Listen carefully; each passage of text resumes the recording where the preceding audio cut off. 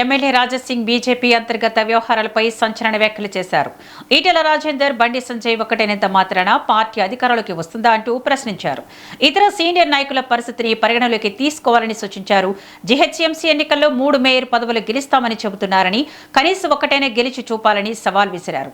అధ్యక్ష పదవి ఇచ్చిన తర్వాత రామచంద్రరావు తీవ్ర ఒత్తిడిలో ఉన్నారని, చేతులు కట్టేసి పనిచేయమంటే అధ్యక్షుడు ఎలా పనిచేస్తారని రాజాసింగ్ వ్యాఖ్యానించారు. బండి సంజయ్ గారు, అదేవిధంగా మా ఈటెల గారు ఒక ప్లేస్లో కూర్చొని పెట్టి వాళ్ళకి కాంప్రమైజ్ చేపిస్తున్నారు. అభయ పాటిల్ గారు, ఇంకా మా డాక్టర్ లక్ష్మణ్ గారు అందరు కూడా వీళ్ళందరూ ఒకటైతేనే తెలంగాణలో భారతీయ జనతా పార్టీని ఇంకా మనం స్ట్రాంగ్ చేయొచ్చు. ఆ ఒక మంచి ఆలోచనతో అందరు కూర్చున్నారు, మంచిదే.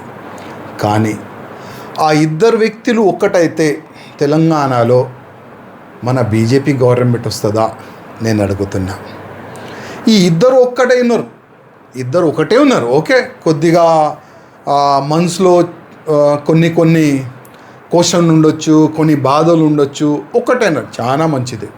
కానీ ఇవాళ భారతీయ జనతా పార్టీలో చాలామంది సీనియర్లు, అధికారులు, సీనియర్ కార్యకర్తలు చాలామంది ఉన్నారు. వాళ్ళ పరిస్థితి ఏంది వాళ్ళ పరిస్థితి? ఇవాళ ఎంతోమంది గతంలో మున్సిపల్ ఎలక్షన్ జరిగిన చాలా వరకు కార్పొరేటర్ గెలిచినారు. అసలు ఆ కార్పొరేటర్ ఎట్లా ఉన్నారు, ఏంది మీ డివిజన్ పరిస్థితి ఏంది, ఎస్ఐఆర్ ఏ విధంగా జరుగుతుంది చూస్తున్నారా? నో. బూత్ కార్యకర్తల పరిస్థితి ఏంది అడుగుతున్నారా? నో. నెక్స్ట్ మున్సిపల్ ఎలక్షన్ వస్తున్నాయి, 3 మేయర్ అవుతారంట. ఆ 3 స్థానంలో భారతీయ జనతా పార్టీ స్ట్రాంగ్ ఉందా లేదా చూస్తున్నారా? నో. మీడియాలో కానీ, మీటింగ్లో కానీ, పేపర్లో కానీ మేము చాలా స్ట్రాంగ్ ఉన్నాం, 3 మేయర్ సీట్ గెలుస్తాం అని స్టేట్మెంట్లు అయితే బాగా వస్తున్నాయి. 3 కాదు, ఒక్కటి కూడా కాదు, ఆ ఒక్కటి మేయర్ సీట్లో సగం గెలిచి చూపెట్టండి అంటే ఈ విధంగా పని తీరు చూస్తే నాకైతే కనబడుతుంది. రామచంద్రరావు గారు భారతీయ జనతా పార్టీకి అధ్యక్ష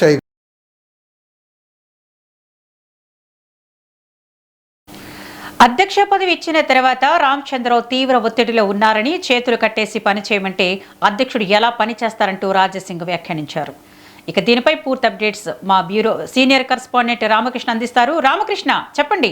ఇటు ఈటెల, బండి కలిస్తే తెలంగాణలో బీజేపీ అధికారంలో వస్తుందా అంటూ రాజాసింగ్ అయితే కొన్ని వ్యాఖ్యలు చేశారు. డీటెయిల్స్ ఏంటి? విద్య ఏదైతే గోస్వామి ఎమ్మెల్యే రాజాసింగ్ మరోసారి బీజేపీ పార్టీ నేతలపై ఆయన తీవ్ర వ్యాఖ్యలు చేశారని చెప్పవచ్చు.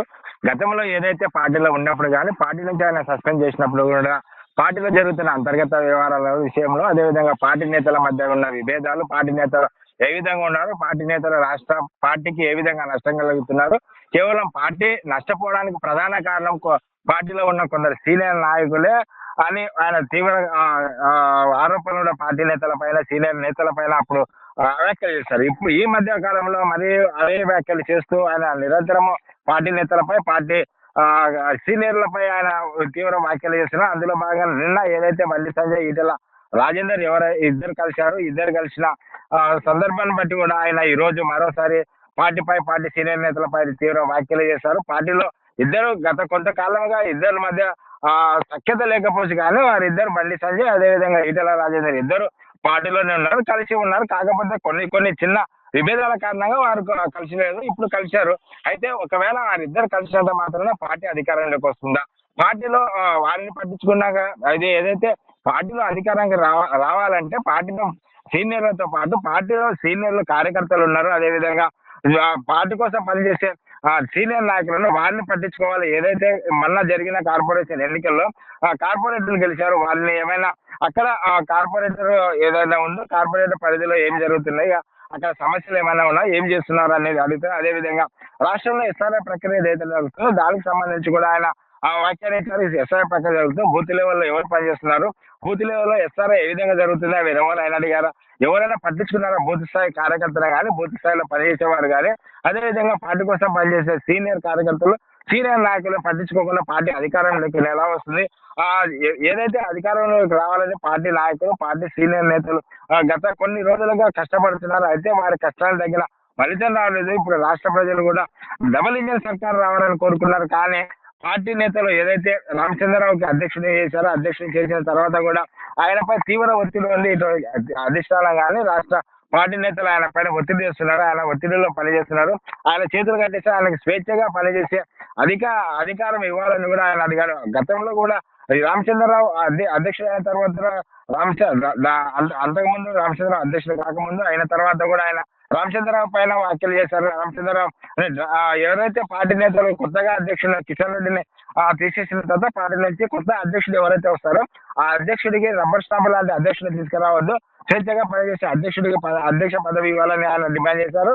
అదే అనంతరం రామచంద్రరావుని అధ్యక్షుడు చేసిన తర్వాత అధ్యక్షుడు రామచంద్రరావు రావడం మంచి పరిణామే. కాకపోతే ఆయన స్వేచ్ఛగా పనిచేయించాలని, ఒత్తిడిలో పనిచేయొద్దు అనేది. అదే విధంగా ఇప్పుడు కూడా ఆయన పార్టీ అధ్యక్ష పదవి అయితే ఇచ్చారు కానీ ఆయన స్వేచ్ఛగా పనిచేసే అధికారం ఆయనకి ఇవ్వలేదు. స్వేచ్ఛగా అధికారం ఆయనకి ఇవ్వాలని కూడా ఆయన డిమాండ్ చేస్తున్నారు. కాబట్టి ఇప్పుడైతే మనం ఏదైతే చూస్తున్నామో రాజశేఖర్ గత కొంతకాలంగా ఆయన పార్టీలో ఉన్న, పార్టీలో లేకున్నా కూడా పార్టీ నేతలపై, పార్టీ సీనియర్లపై వ్యాఖ్యలు చేస్తున్నారు. మరోసారి ఈ విధంగా అధికారం రావాలంటే ఇద్దరు నేతలు కలిసినంత మాత్రాన సంబరాలు చేసుకోవద్దు.